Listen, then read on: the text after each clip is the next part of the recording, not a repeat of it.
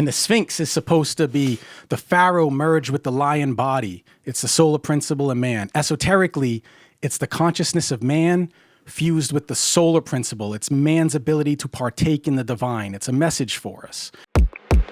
I was saying that, yes, the stair-step look thing, that's a general area where the fissure runs through the back of the Sphinx. And there's an entrance, a cavity. It's not man-made, but there's a I mean, it might have been, fashioned a bit by man over time, carved down a little.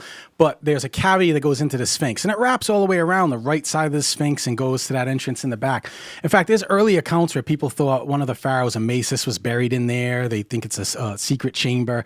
Another one is at the top of the head of the Sphinx. You see how there's like a white circle at the top of the head? This is what I was referencing earlier. With the crown. Yeah, there's it's probably some sort of crown or some sort of attainment, something that would have went on the head of the Sphinx.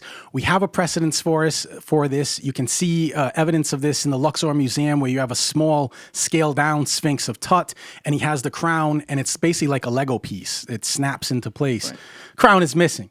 But people think that there's a way into the Sphinx is through the head, that there was an illustration that came out that shows a passage leading from the head down into these chambers inside the body of the Sphinx.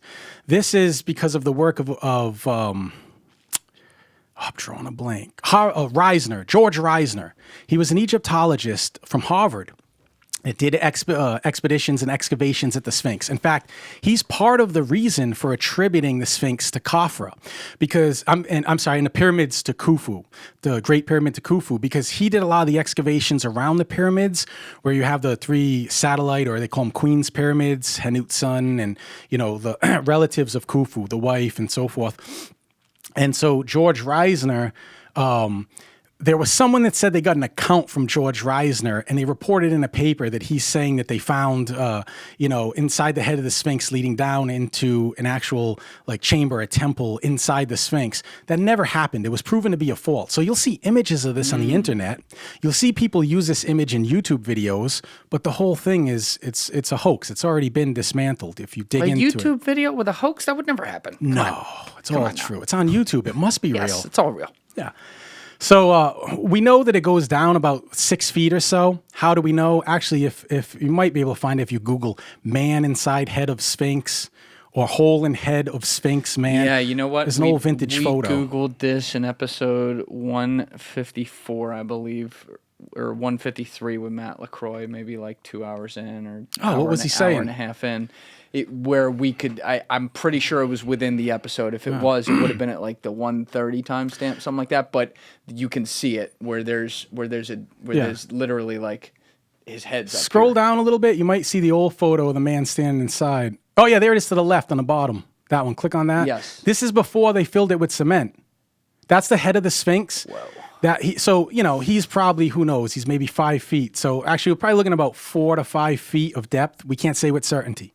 But then that was filled up with cement, and they cemented early 1920s, 30s. Why'd they do that? I might be misquoting the date. I've checked my notes. It was the Emile Barès. He was a French Egyptologist. Yeah, why'd they do that? Did a lot of disservice to the Sphinx. They thought they were doing restorations and repairs by filling in things with concrete, but the fuck they weren't. Yeah, exactly. And even, people criticize Zahi Hawass, but even Zahi says that was a bad move, because it actually is destroying the Sphinx. But anyway, they filled it up. And so, people will use that. The other thing is the side profile of the Sphinx. If the image all the way to the bottom right. Oh, yeah. See that? On the side of the ear. Yep. Click on that. That one. Yep. Perfect. Just beneath the ear, there's this little square window looking thing, right? Oh, yeah. And there's an arrow right there, a big red arrow. It's probably a Bright Insight video. And if you click on it, it's probably somebody suggesting, I'd guarantee you click on it, somebody suggesting it's a hidden entrance. What's it say? Well, they're just asking the question. Pause it. All right, yes. Oh, Stargate Voyager. All right, pause that, Les, because it might be. All right, so what's that under the ear of the Sphinx? Yeah, so Stargate Voyager. This is D. Olson suggesting that, what is this? What's under the Sphinx? A lot of people will try to use that to say, oh, there's an entrance into the Sphinx. It's where Man Bear Pig is. Yeah, you would enter the Sphinx under its ear, a secret location, which is very unusual. It's not an entrance. How do you know it's not an entrance? Because it was for the royal beard. It's where the beard would have been attached. How do we know this? Well, because the beard broke off. And because we can see from the preponderance of evidence of other artifacts that, are fashioned in the same way. This is, you see examples of this, like the hole in the head or different things, openings where things would attach in Egypt. So we know that the Sphinx originally had what's known as a royal beard, which is something the pharaohs would wear. You'd see the beards on a pharaoh. It wasn't an actual beard. It was regalia that they would put on. And the Sphinx is supposed to be the pharaoh merged with the lion body. It's the solar principle of man. Esoterically, it's the consciousness of man fused with the solar principle. It's man's ability to partake in the divine. It's a message for us.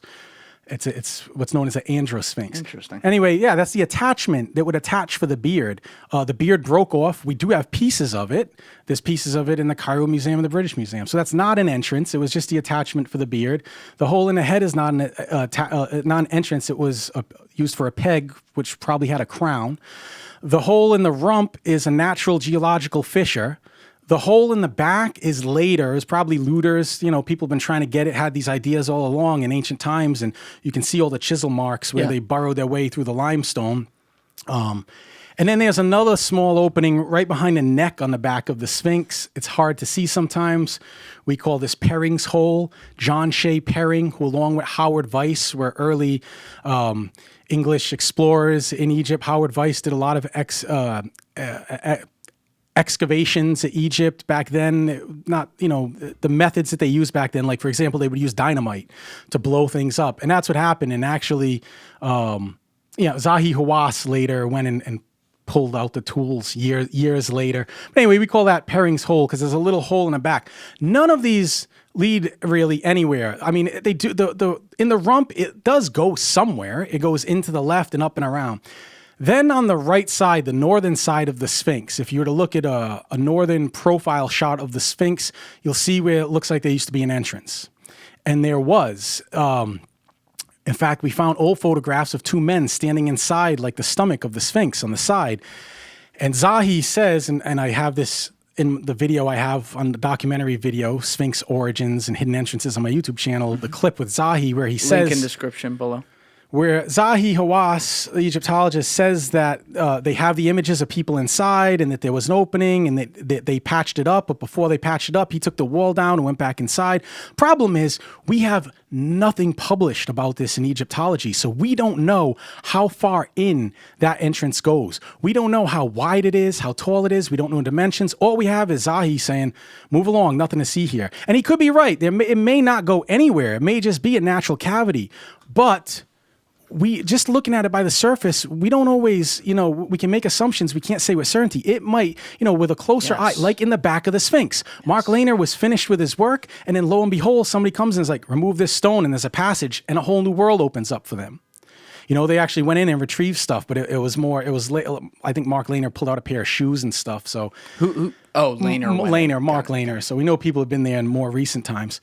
And we know people have been in there anyway because the locals were going in and out of there. People go sleep inside the Sphinx back in the day. Locals, dragomen would take tourists around and pay to sleep in the Sphinx. And then at some point, this kind of ivory tower narrative starts where, the people in control the access and slowly take away transparency in doing it, make stupid things happen to the Sphinx, like putting concrete in holes, and leads to everyone saying, what are they covering up? And I get why those conversations start because of that. Well, I don't think Emile Barrace was trying to cover up the truth. I think in his mind, he thought he was restoring the Sphinx by adding concrete to hold things together. His intention was different than what the execution looked like. Yeah, no? Exactly.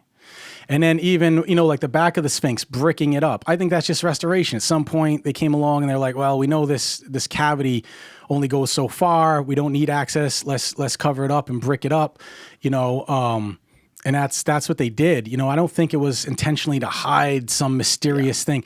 You'll always see images of Zahi in there. I've been inside, and I was fortunate because I was part of a film, actually, where they brought me in to play the counter role against Zahi because my mentor was John Anthony West. There was a film by Ruud Gillett. I don't know if you know Ruud Gillett. He's a footballer. I don't think so. really soccer. We say football in America, but we say soccer in America. But in the UK, he's from the Netherlands. He's famous in the '90s. He had dreadlocks. They called him the Black Tulip, and he's everybody in Europe knows who Ruud Gullit is. And he did a big documentary on Prime a couple of years ago, Amazon Prime, exploring the ancient Egypt, and they had me in the season.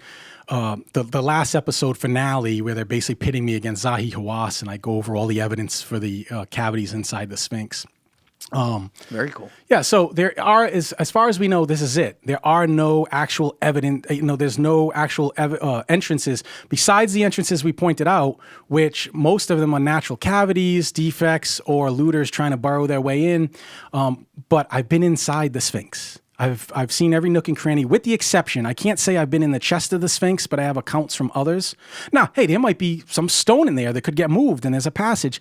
Probably not, because the core of the Sphinx wouldn't be masonry. It would be the natural rock formation. So I'd like to think the Egyptologist and Mark Lehner surveyed this really well and were able to determine there's nothing more. Years ago, I would have been like, you need more eyes on that. We need to get in there. There could be an entrance.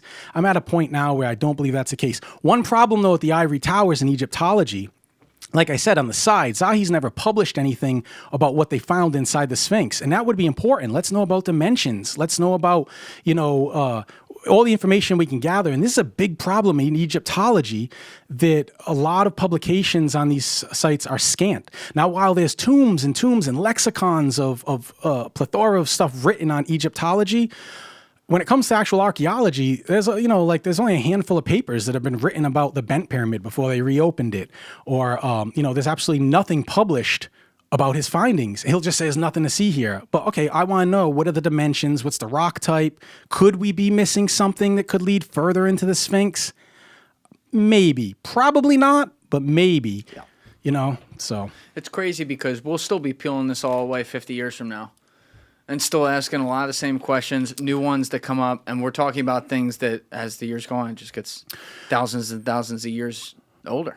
I would like to think within the next 50 years, we are going to develop, we're going to broaden our understanding and develop new perspectives because of technology. Thank you guys for checking out this clip. If you haven't already subscribed, please subscribe and hit the like button on this video. It is a huge, huge help. And if you'd like to check out this clip's full podcast episode, that link is in the description below or right here. And finally, you can follow me on Instagram and X by using the links in my description below.